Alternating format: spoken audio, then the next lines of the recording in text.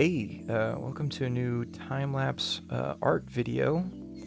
Got a little Zelda music in the background. Gonna talk a little bit about Zelda. It's my favorite video game franchise of all time, and just wanted to discuss a little bit of a controversial subject in the Zelda community, which is the giant, cumbersome Zelda timeline.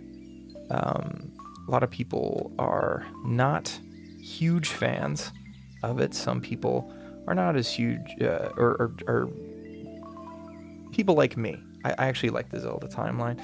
Now, for those of you who don't know anything about Zelda or video games, generally speaking, let me introduce the concept of the Zelda timeline. So, Zelda timeline is quite extensive and long. Legend of Zelda is one of the oldest video game franchises of all time.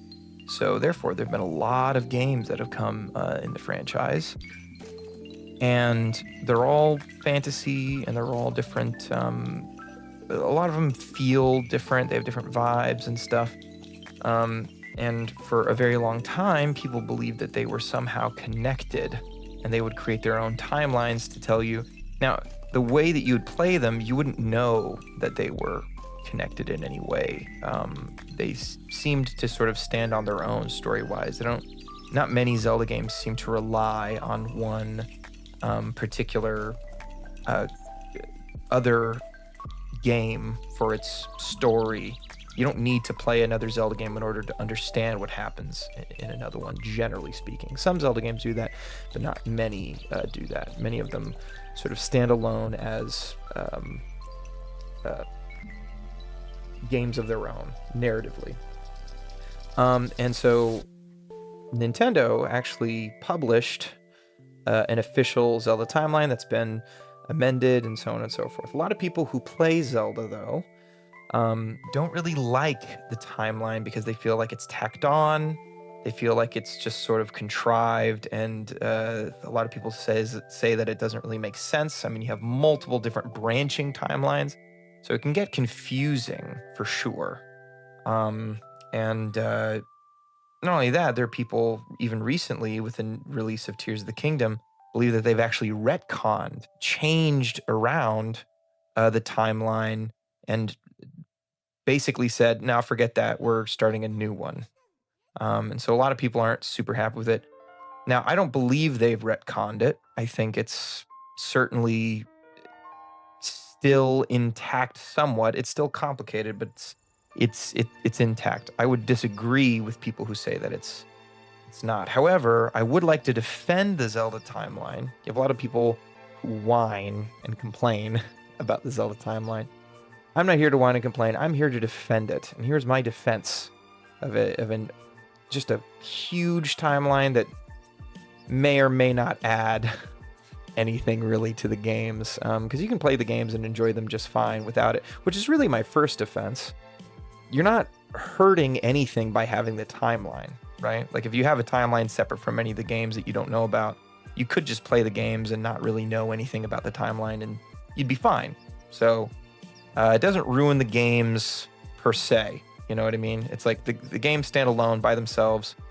They're not doing no harm. Timeline's not doing no harm to nobody. You know what I mean?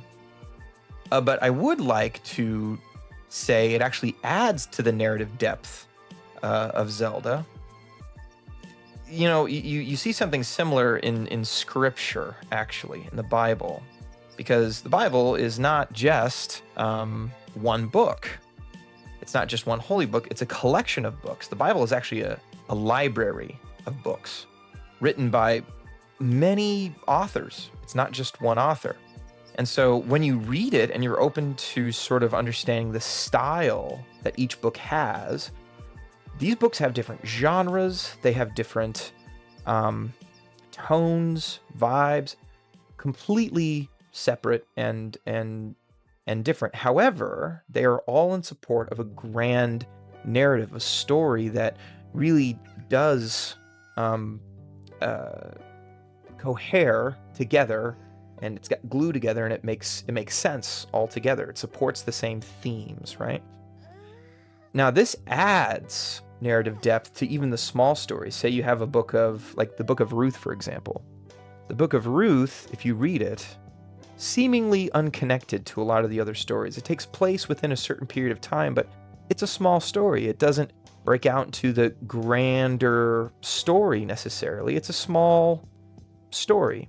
However, if you understand a small story in the context of a grander narrative, that story seems to be more real. Something about it, it gives it extra flavor. It makes the Book of Ruth even more deep. And I think you have the same effect with Zelda.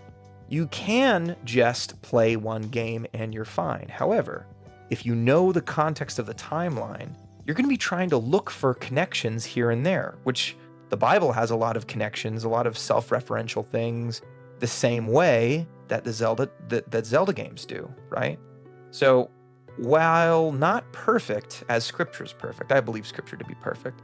While not perfect, I think the Zelda timeline has a similar flavor that the Bible does when it comes to narrative depth, overarching themes, and placing even smaller stories that seem unrelated in a grander narrative that's about something greater than just the limits of that particular story. Something about that, to me, is very satisfying, knowing that if I'm playing through a game, I'm experiencing a narrative. That narrative isn't just confined to the game I'm playing. I know that there's more. I may not know about more, but I know that there's more. So thanks for listening to me yapping about Zelda. Catch you on the flip side, and God bless. Thanks for listening.